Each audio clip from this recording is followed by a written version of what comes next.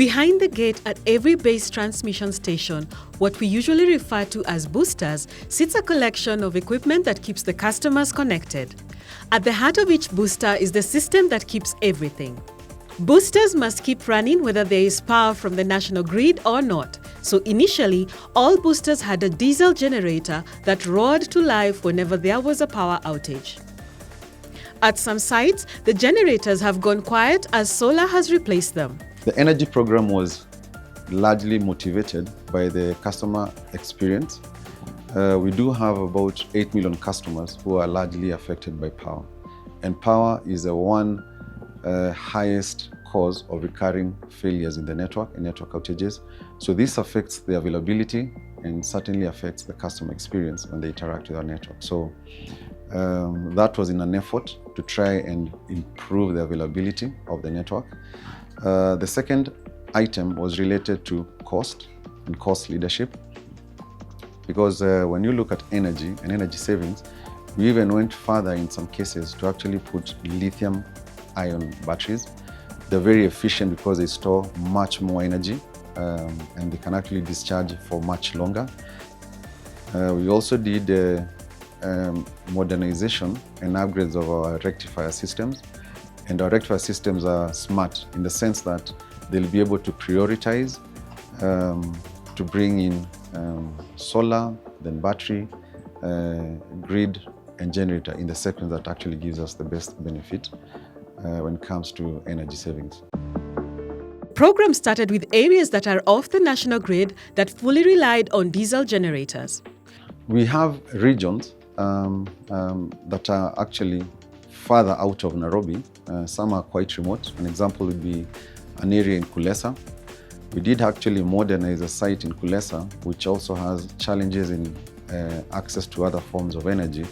And with solar, that site can be able to perform through the day 100% available on power because solar is a very abundant resource in this part of the world. From an initial 310 in 2022, the number of boosters that have solar power has increased to more than 1,500 today.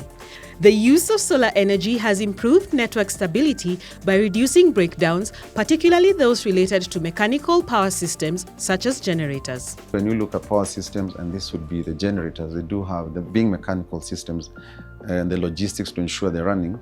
Solar then becomes a very good solution to ensure that the network stability then improves this customer experience.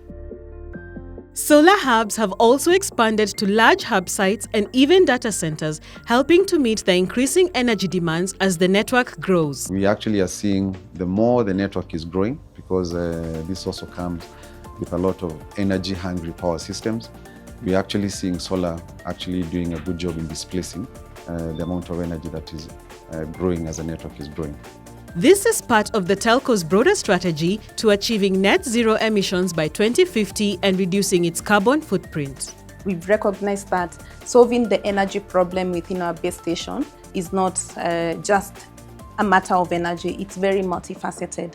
So we are looking at what are the initiatives that will help us meet our sustainability goal, improve the financial performances, as well as enhance our customer experience. The distribution of sites across the country has necessitated partnerships and internal team development to ensure proper implementation of this program. Because of the nature of the project, its size and the complexity, we needed to ensure that we build capacity and capability within the teams. So what we did was bringing in a partner. So we worked closely with Strathmore University to ensure that our engineers are trained to be able to handle this project. The ambitious program resulted in the greatest ever carbon reduction at the company since targets were set in 2016 and reduced dependence on diesel by 39% across Safaricom's network. The team that handled the job at Safaricom has also gained recognition. The solar project team has been recognized globally, and we have won an award, Vodafone Annual Heroes Award. This is a recognition of the spirit that we endure of simplicity, customer experience, and growth. The award is a nod to Safaricom to continue with its ambition to net carbon zero by 2050, and additionally to find innovative ways to always keep the network on. With time, there will be more solar-powered sites across the country. I know Karen referenced it. Over the next 2 years, we are going to add an extra 3,000 sites.